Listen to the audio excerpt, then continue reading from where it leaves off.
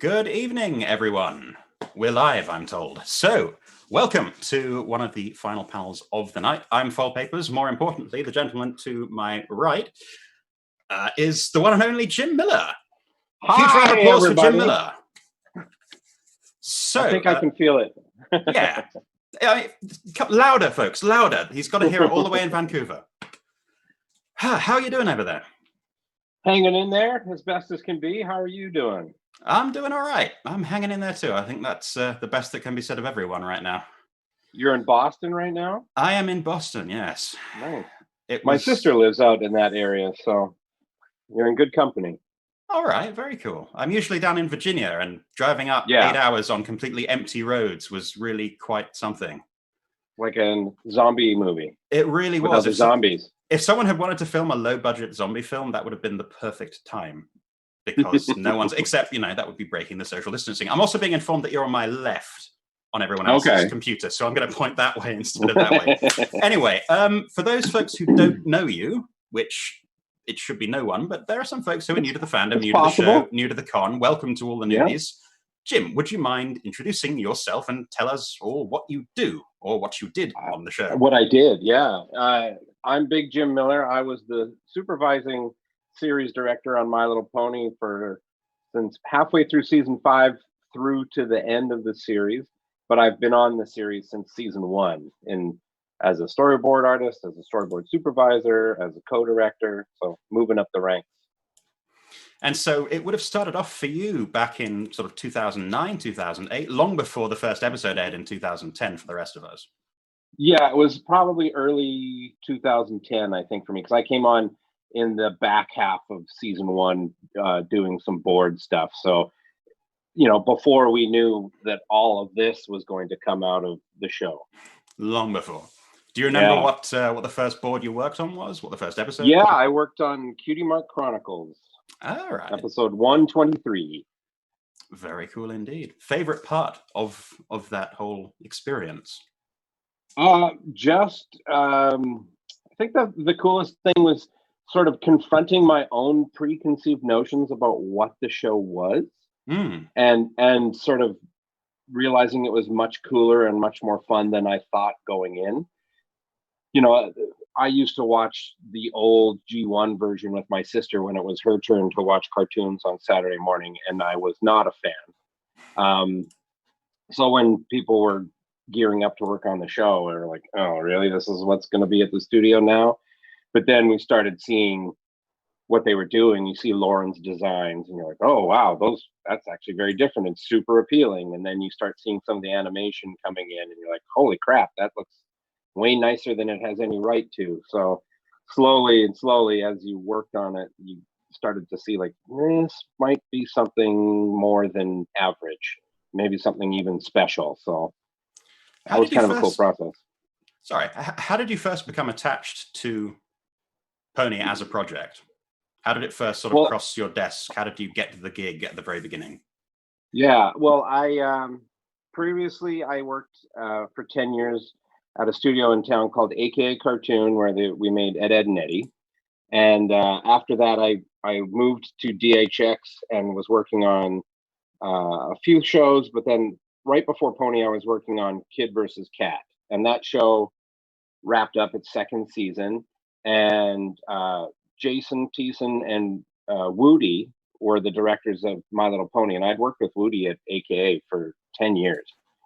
So they were already well into boards when Kid vs. Cat was wrapping, and they had a few board artists who left to go to other gigs before the season was over. So they asked me, because I had a lot of boarding experience at the time, to fill in one of the slots. And then I did a decent enough job that they asked me to stick around and run the revisions department, because there was a lot of tweaking and stuff, because everyone was still figuring out the tone of the show. So I ran the revision department, and then once we got the second season up and running, they asked me to head up the storyboard department. So that's how I ended up there.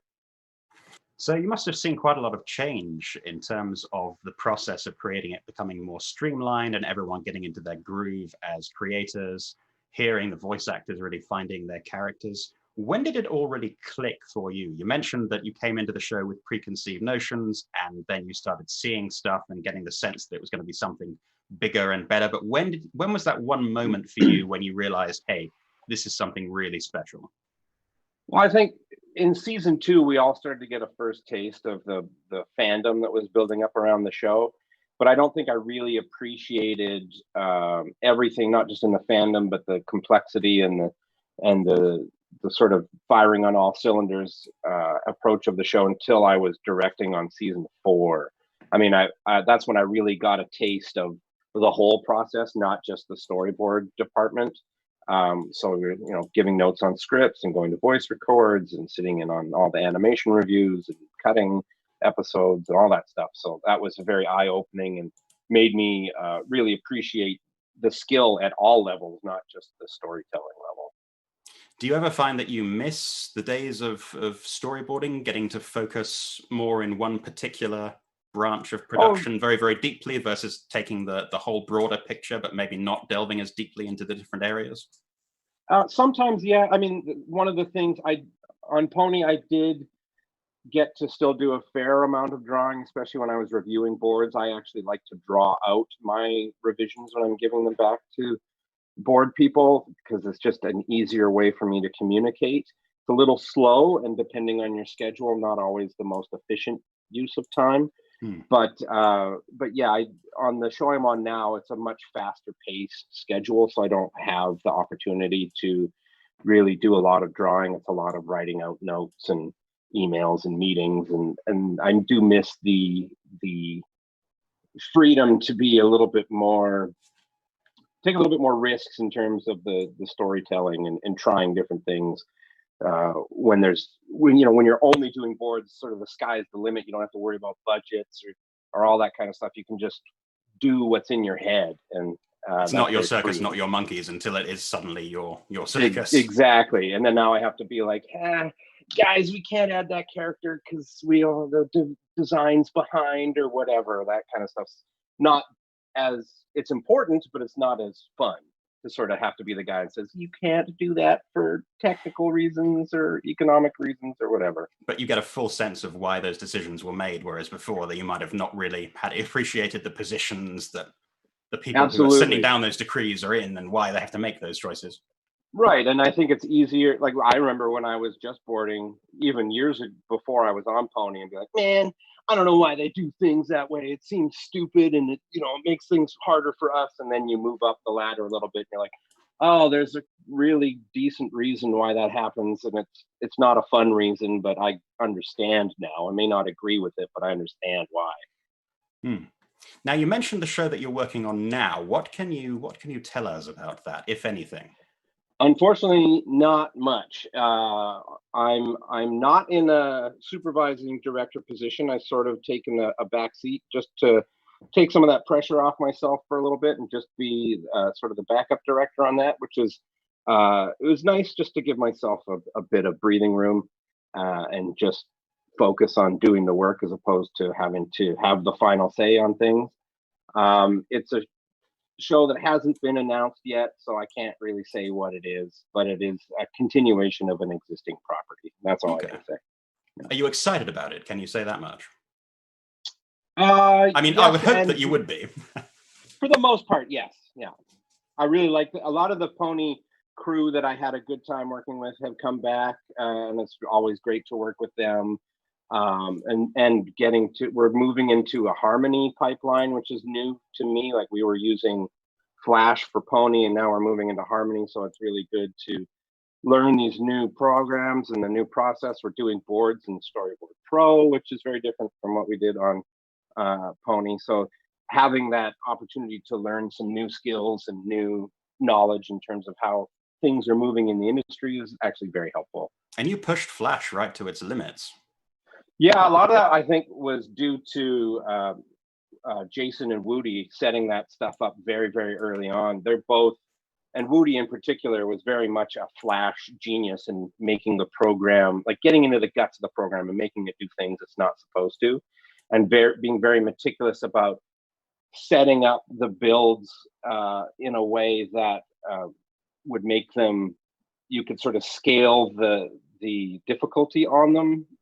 So, the first season, you don't see a lot of differentiation in body types, but that allowed us to really get strong walk cycles and expressions down that we could reuse and then build on and make more difficult and expand into different body types as the show moved on. So all that planning that they did in those early stages really, really, really helped the show as it moved on.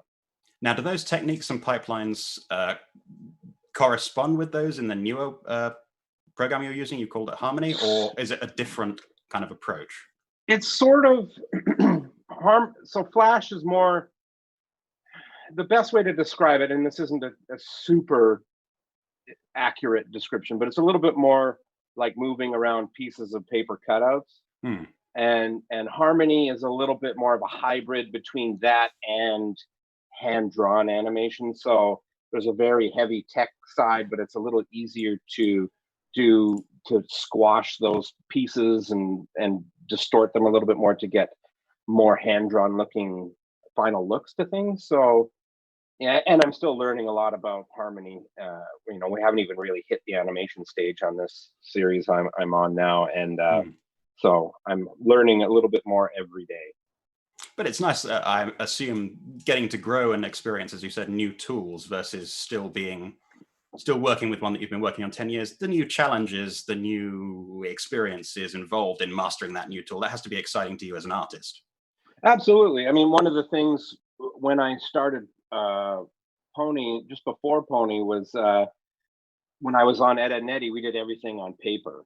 And then moving to DHX, we were starting to do everything on Cintiqs, like drawing on a screen that digitally and moving to a digital process. So it's always an evolution, and there are it's a very good at saving time and being more efficient. And I do feel that it's a good challenge for your brain to learn those new things, especially when the industry as a whole is kind of moving towards those things. Like, you can fight it all you want, but if you do it too much, then you push yourself out of a job, because this is the standard. This is what everyone's using. So you either learn it or you get lost.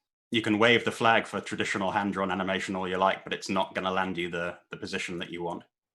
Yeah, and especially, unfortunately, TV, like, hand-drawn is beautiful, and I would love to see more of it, but it's time-consuming and expensive. So, the budgets on some of these shows just don't allow for it.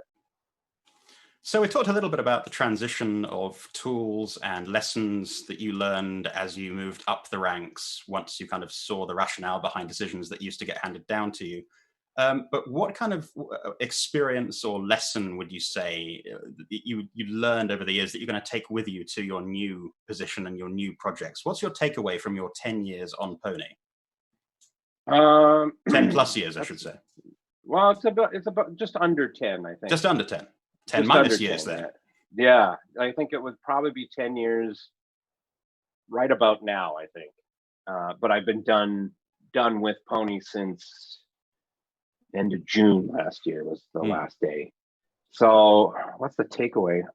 I think the thing I think about the most, aside from like the fact of how unique this whole opportunity was, how unusual it is to sort of be in the position to be invited to conventions, to do things like this. This doesn't happen on 99% of the shows out there. So I feel very privileged to have been a part of that in any capacity, and the fact that I got to move up into a pretty high strata in terms of the show is very humbling.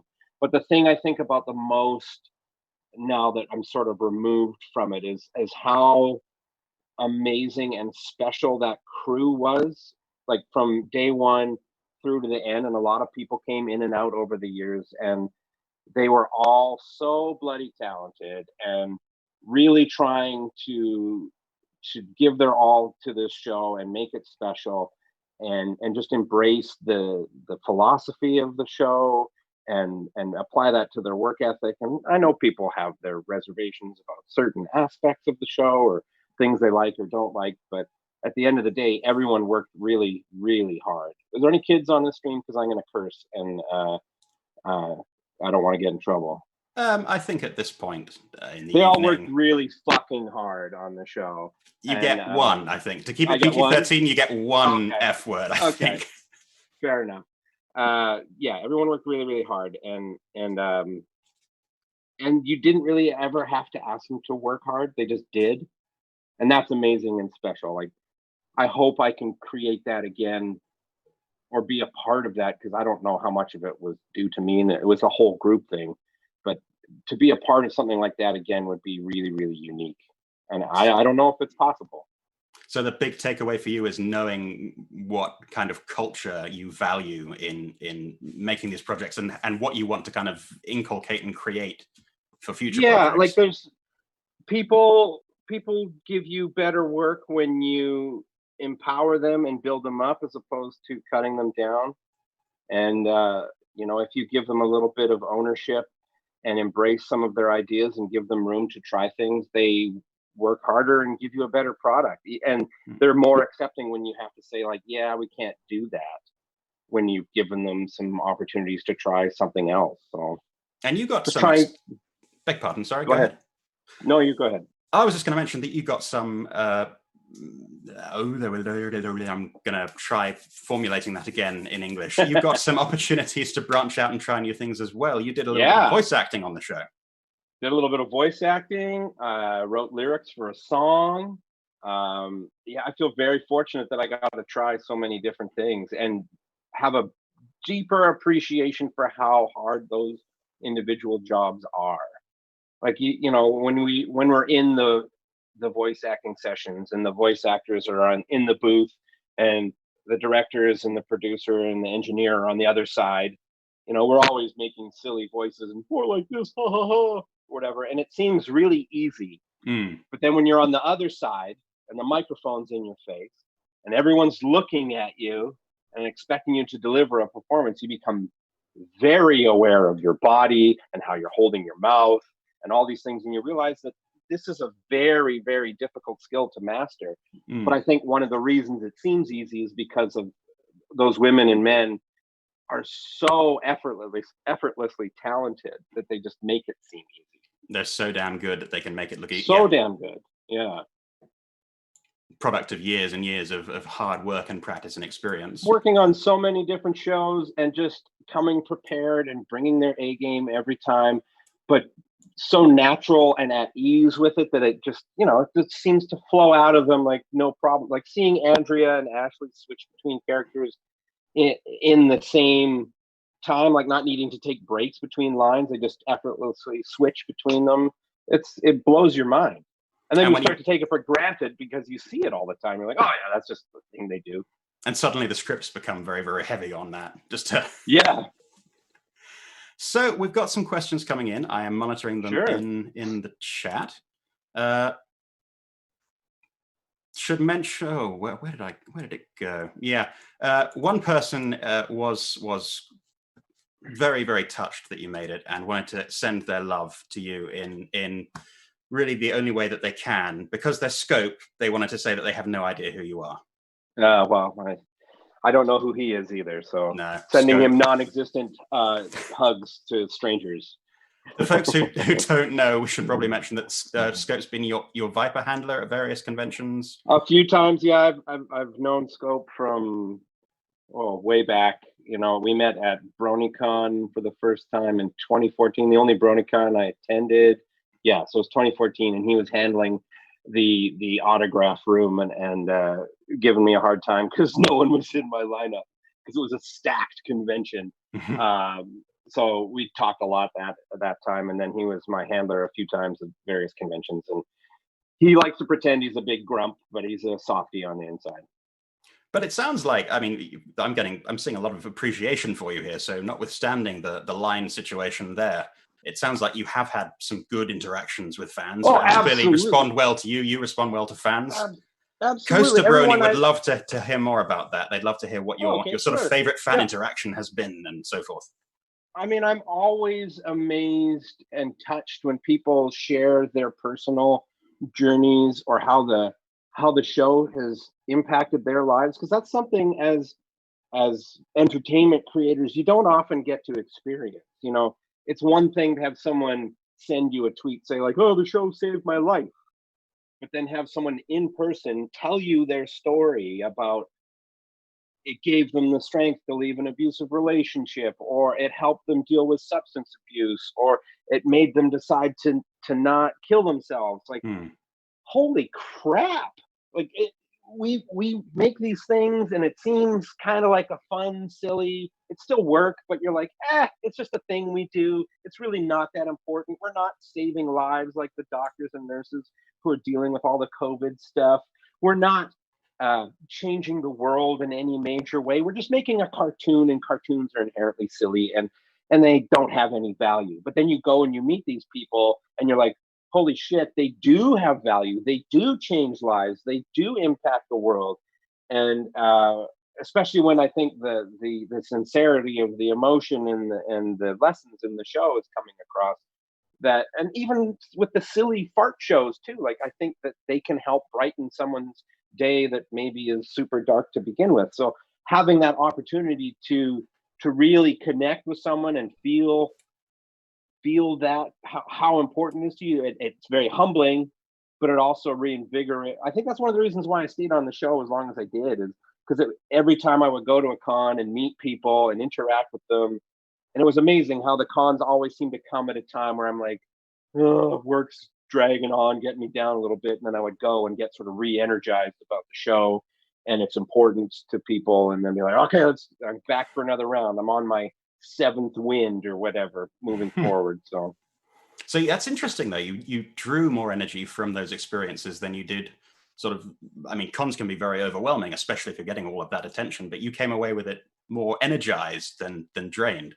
Oh, I was definitely tired, because often I would have to take a couple of days off of work to attend, and then, depending on how far away from Vancouver they were, taking a red eye home on a Sunday to be at work for 9 a.m. Pacific on a Monday could be very draining. But like, in terms of how I felt about the show as a whole and its importance in the world, yes, it was really energizing in that capacity.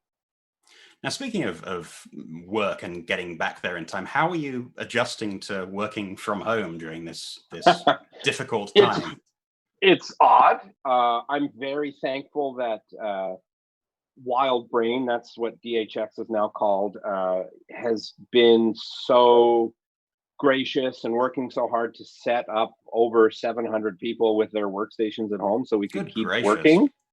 And stay employed and not have to worry about an income. So no one has to worry about their rent or their mortgage or how they're going to pay for food. That's mind blowing. And the fact that we can do most of this from home is insane.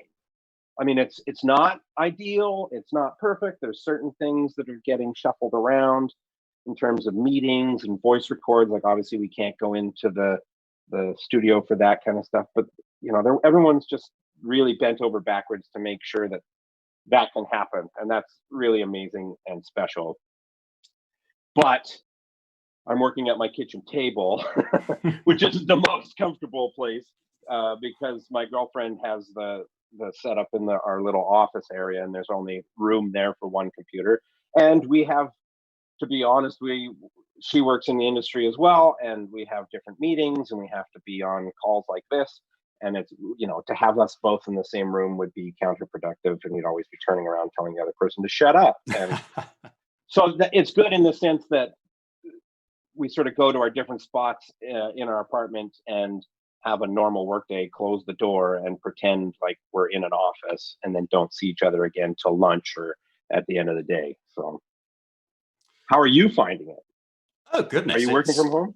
Yeah, I usually do, so it's not too much of an adjustment there, but it's a little bit odd, just because I still try and get out during the day under normal conditions, whereas I've been I was self-isolated for 10 days before driving up to Boston from Virginia, and then now I'm stuck in all day. I've taken to trying to fix plumbing leaks, which I should not have. Yeah, I'm glad I didn't become a plumber, not because I have anything against plumbers. In fact, I have newfound appreciation for what they do, because I cannot fix a basement sink. Apparently, in a 100-year-old house, I cannot fix a basement sink. I'm going to have to call in a professional. I've discovered this about myself. Well, they sent us home before they were able to set up all our workstations from home. So that first week, there was a lot of, I think I'm going to completely clean the kitchen top to bottom and reorganize the fridge. And just today, I'm like, I need to replace the car battery in my car. And I don't know how to do that. I'm going to figure it out. So there's a lot of doing things I wouldn't normally do. And like you said, having a newfound appreciation for some of those jobs. Again, things that they make look easy until you try and do them yourself, and then absolutely. But just trying to find ways to fill the hours when I'm not doing what I do, because otherwise you start going a little bit stir crazy, I found. But anyway, let's get back to you and your wonderful work. We have more questions coming in from the audience. Cool Dash would like to know, are there any moments in the show that made you really laugh your flank off? How about behind the scenes? So any particular moments in the show or in the making of the show that really, really made you laugh?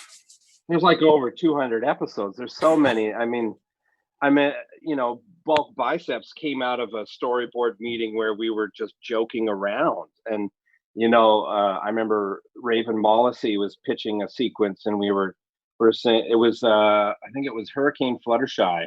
And it was sort of that we were referencing, it was the when Rainbow Dash was showing everyone the newsreel at the beginning, and then there was sort of this meeting trying to rally everyone, and it really reminded us at the time of the near the opening of Pee-wee's Big Adventure, where he's assembled all his neighbors into his basement to help him find his missing bike. And there was a moment where one of the guys in the audience said something. He was like, "Do you have something you'd like to add, Amazing Larry?" And you just cut to this weird dude in the crowd, and we were joking about, like, as Rainbow Dash is trying to build everyone up, you should just cut to this guy who's always like, yeah.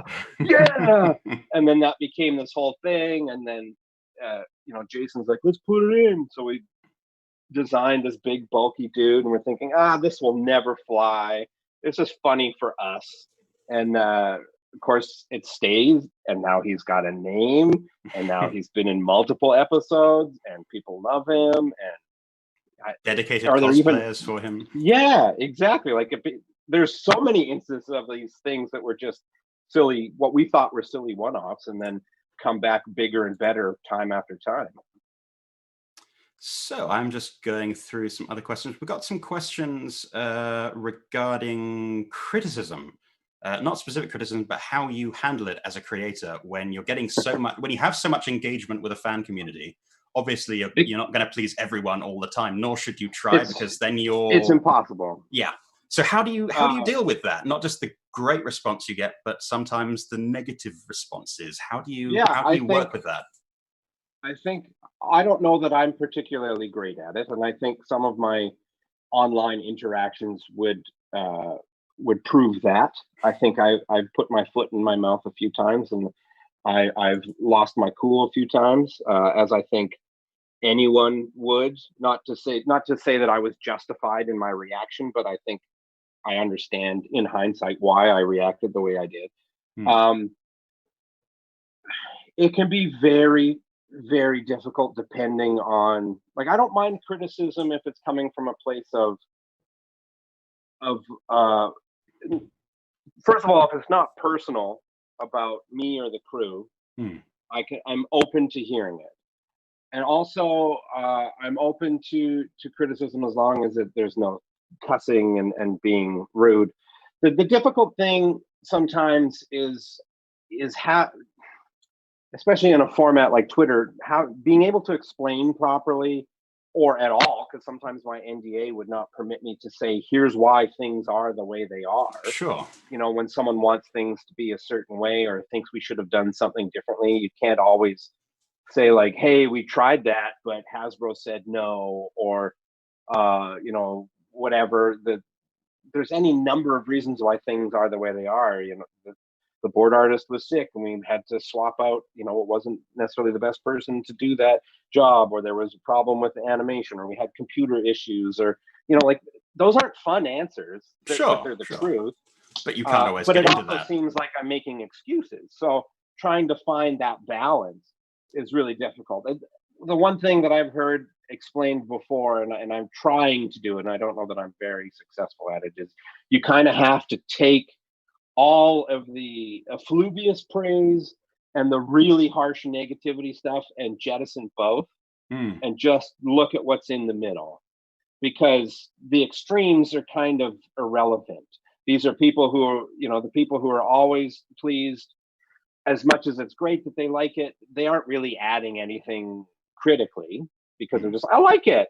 And then same on the other end, if they're just like, this sucks, and I'm not going to tell you why, it sucks because you suck, that's not really helpful either. Sure. But, if someone can say like, here's why I like this or why I didn't like this, and having that dialogue is, I think, important and productive. I don't know that it necessarily ever impacted how the show was made. That was my next question.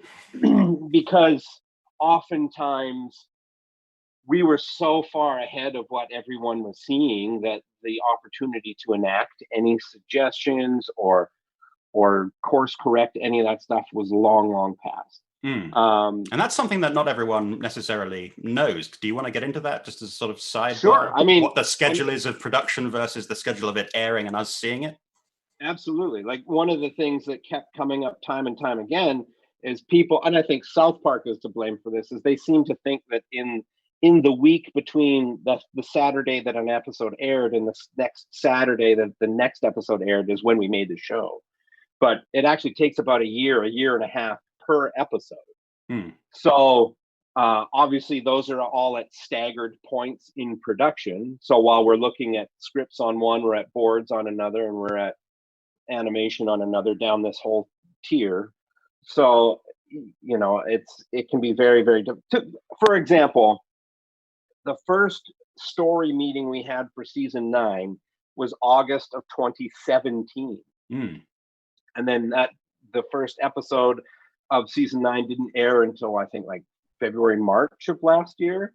So just to give you a sense of how long it takes from conception to completion, quite a long time. So those kinds of things, and especially on Pony, everyone says like, what did you do in the hiatuses? Well, we never had a hiatus. There was a hiatus in terms of the airing of episodes, but we were running constantly, and we were actually doing multiple seasons at the same time. As one was ramping down, we were ramping into another. There was a point for about 3 weeks that we were finishing up season 7 in the middle of season 8 and ramping in on season 9 all at the same time. Yeah. So it was a lot. I didn't have a lot of vacations. I didn't have a lot of breaks. I don't think I had a vacation, really. I went away for like a weekend and a Friday. So coming to conventions and stuff is sometimes a challenge too, because I would have to take 2 days off of work. And there were often times where I would be in my hotel room at a convention reviewing animation or reading a script and giving notes or that sort of thing. So do you feel the sacrifice was worth it looking back? I think so. And I don't know how to stop. I like working, I think. When I was off between the end of Pony and the start of the project I'm on now, it was fun for about a month. And then I was starting to get squirrely because I didn't know what was happening. First of all, I didn't have a job right away. And trying to fill the day and not just sort of wander from room to room in my apartment like a weird ghost was hard. I just needed to get back in there and tell more stories. So amidst all of that sort of creative chaos, years before anyone ends up seeing it, there might be decisions that you make that you catch a lot of flack for far down the line that you completely forget about in the intervening time. Absolutely. And there's things too that we are like, this will be the thing, this is awesome, and it goes out and there's nothing. No one reacts to it at all. And then the thing that we didn't think was really all that interesting is the thing everyone latches onto. So there's never a way to know in advance what's the thing that's going to connect with everybody. So, it's hard to jump on a thing that hits in an expedient manner because you're so far ahead. Does anything come to mind that any decision, how do I want to phrase this without throwing anyone under the bus, including yourself? Are there any things that you wish you could have commented on at the time? Because there was some explanation like, yeah, well, someone was out sick this day, but obviously you couldn't because you were under NDA, but you're not under NDA now. Is there anything you want to clear up for posterity?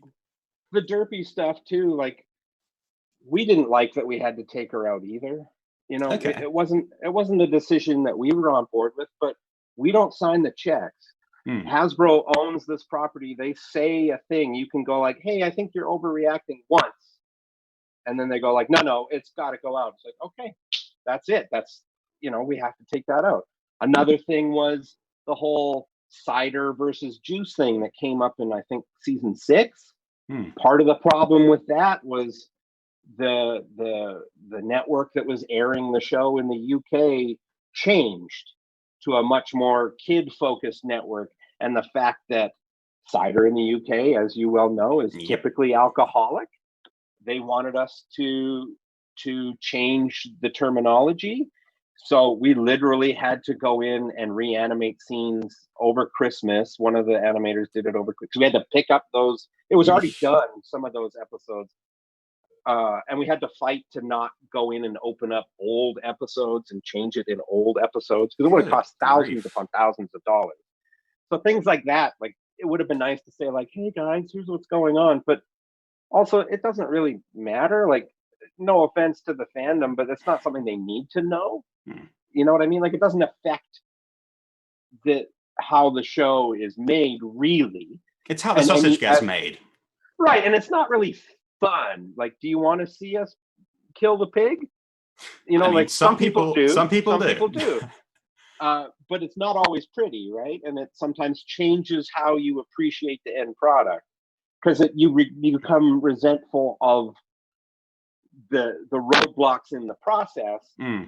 And it's really, you know, like, for all the stuff like that sounds very frustrating, I have to say Hasbro was a great partner. They let us do a lot of weird stuff. They really supported a lot of our crazy ideas. And, you know, we may not have agreed with every decision they made, but for them, the good outweighed the bad. And I don't want it to seem like Hasbro was the big bad corporate overlord, even though they are the corporate overlord. They're benevolent. For the most part, yes. Now, in terms of the people who do want to know how the sausage gets made and do want to see the pigs being killed, in other words, the folks who want to break it into the industry, who want to be writers and artists and want to get into animation, I know a lot of people are keen to hear tips or advice that you would have for them. Well, you have to remember, my perspective is very Canadian-centric, so it's not super applicable to everyone. But based on my understanding of how things work in the US, 99% of the shows are made in California, in Los Angeles. So if you're going to try and get in the industry, it's a shitty thing to have to do, but you got to go where the work is. So if you're trying to be a storyboard artist from Nebraska, it's hard. It's not impossible, but it's really hard. You're better off trying to go to LA for a few years, making a name for yourself, proving that you're good and reliable, and then moving back, because then it's easier to be an out-of-house person once people know who you are. That's the biggest thing. And then the other thing that I tell a lot of students and things when I get the opportunity to talk to them is, if you're making a portfolio, for sort of try and figure out what it is you want to do in the industry, and there's lots of different jobs, and tailor your resume and or portfolio to that job. One of the things when you come out of film school is you've gotten a little bit of a taste of everything. So your portfolio has life drawing, and it has storyboards, it has animation, and it has layout. But if you're not going to, typically you're not going to work on everything. You're going to work in one department on one show. So if you want to work in layout, if that's what you want to do, or you want to be a storyboard artist, make your portfolio mostly storyboards. It doesn't help me to see your animation if you want to be a storyboard artist. Also, if you really want to be a storyboard artist and you don't really want to be an animator, don't show me your animation, because if I love it, then I might offer you an animation job, and then you're stuck doing a thing you don't like. So it's not just play to your strength, it's also play to your interests and try and make the two the same. one of the reasons we all get into these creative fields is because we love doing it. And, I don't think that it's that, find the thing you love and you never work a day in your life. It's still a lot of work. Right. But if it's something you enjoy doing, it's definitely easier to take. So we've got some questions here as well. A lot about, 10 seasons is a long time to explore themes and characters. Is there anything that comes to mind that you wish you could have if you'd had a season 11 or a season 10, I should say, or a season 11, season 12? If you'd gone to season 20, what kind of themes or stories or characters might you have wanted to spend a little bit more time on? This has come up a few times in con. I've been to when I was at Cider Fest and Harmony Con earlier last year and earlier this year, like what would you want to do? What would you wish you could have done? I think there was a lot more to be done with the Young Six. I think that that's just the nature of not knowing in season 8 that season 9 was going to be our end immediately, is introducing all these new kids and then having to sort of sideline them in season 9, because season 9 was more about bringing the group together as much as possible and ending the date with the girl that brought you kind of thing. And so I think there was definitely a lot more. I would have liked to have done more sort of leading up to them being the next generation of the elements and passing on that kind of stuff. And it's something that Nicole and Josh and I and the other directors talked about a lot when we were doing season 8.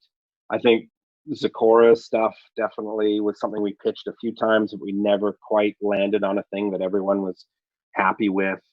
I think there was definitely more to be done with the pillars. There was, again, you sort of wrap them up in season 7 and they're around and part of the fabric of the universe, but they don't really get brought in as much as we would have liked. I would have liked to see them sort of become teachers at the school and have them involved a little bit more in a mentor type of role. But one of the things that Hasbro became concerned with as we were moving into later seasons, and justifiably so, is that the continuity of the show became to such a level that it was a barrier of entry for new viewers. That they were concerned that if you hadn't watched the show from episode 1 and you turned it on in season 8 or 9, you'd have no idea who these characters are, what they're doing, why they're doing it.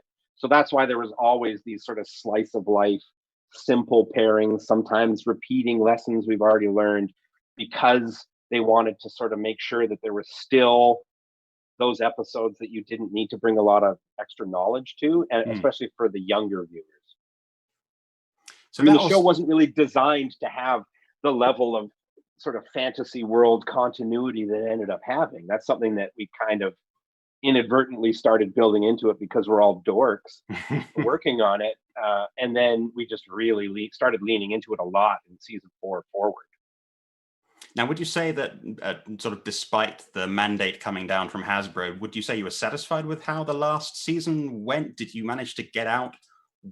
Did you end it on the note that you wanted to end it on? I should put it that way. For the most part, I think the thing that always happens, doesn't matter if it was the first season or the last season, more time would always be beneficial. More time to work on the stories, more time to execute the stories, more time to do the animation. But that all costs money, and then you blow. I don't think the fan base would have been happy waiting an extra year for a final season. Some maybe, but Hasbro definitely was not going to be happy waiting a year for another season. So that you kind of do the best you can with what you have, and that was one of the challenges with the final season, especially the last few episodes, is the way that Mike and Nicole and Josh wrote those. They were epic, and we had to have conversations of like, okay guys, the Flash can only handle so many characters, like just technically it can't handle thousands of Tonys. Also, you're going to kill everybody. So we had to make some concessions about the scope, and I think it's still pretty epic, but the way it was envisioned was even bigger. And it would have been nice to really give it that. I think the show deserved that, but we tried to do the best we could. Going back to mentioning sort of the interactions you've had with fans and fans expressing to you how much your work and the work of your colleagues has meant to them. A few people in the channel as well are expressing that. So I think that the common refrain in the channel looking at it is a huge thank you to you and your colleagues for everything. Thank you. Some folks are responding, repeating the stories of how important it's been to them. It's been important to me, I can certainly say. So yes, thank you very much. Pass that along. Everyone loves you and thinks you're awesome. Well, there's some liars in there, but thank you very much. I'm going to screenshot this. Everyone, if you love Jim Miller and everything that he has done and his colleagues have done for this show, go ahead and just say so in the channel right now, so I can screen cap this and send it to him later.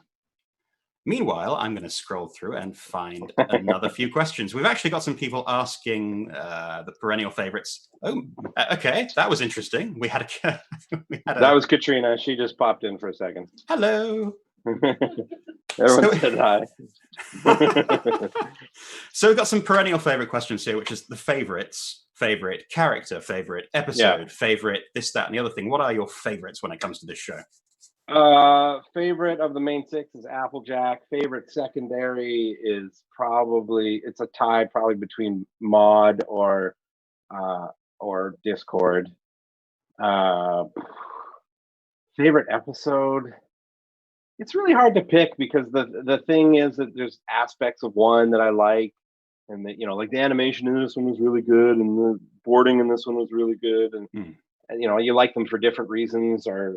So picking favorites is always really, really difficult. So the same as, when you're like, what's your favorite movie? And it's like, there's thousands upon thousands of movies that are all good. Like, how do I just distill it down to one movie that represents everything I think about movies and cinema?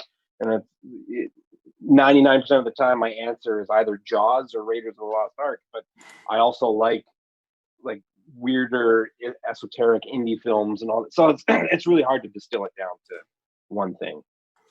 So Unicorn, Pegasus, or Earth Pony, if you could be one. Which of those 3? I don't think I'm special enough to be anything other than Earth Pony. So. Well, that's a little bit overly humble. Okay, Cutie Mark. What would your Cutie Mark be? Well, you've had OCs drawn of you for convention appearances. Pixel Kitties designed it, and it was a blank comic book page. A blank comic book page as a Cutie Mark. I like it. Yeah, I dig that. Typical of Pixel Kitties to nail it.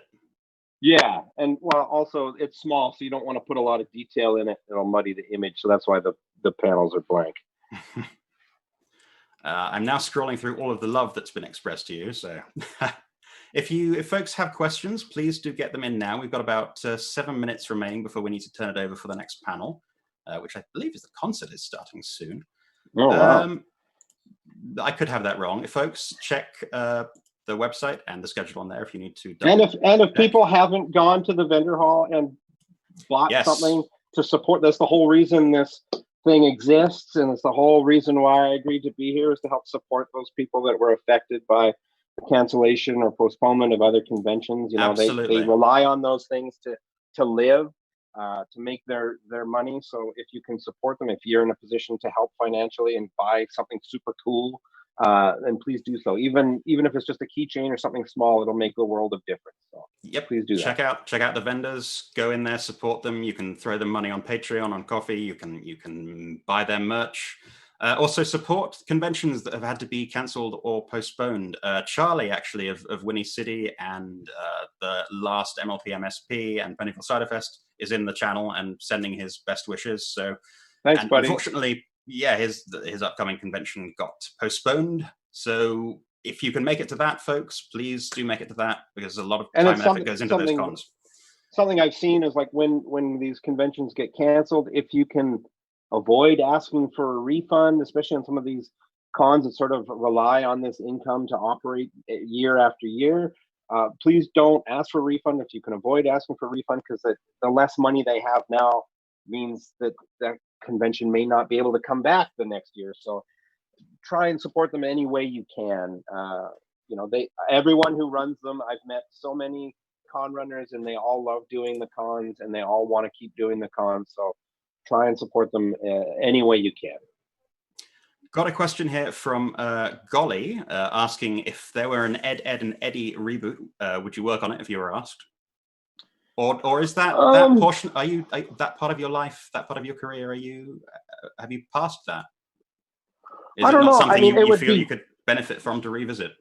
Yeah, I don't know. I've learned so much working on that show, and I'm still very close with a lot of the people I worked with on that show. They're like weird family. I still work with some of them. I still talk to a lot of them every day.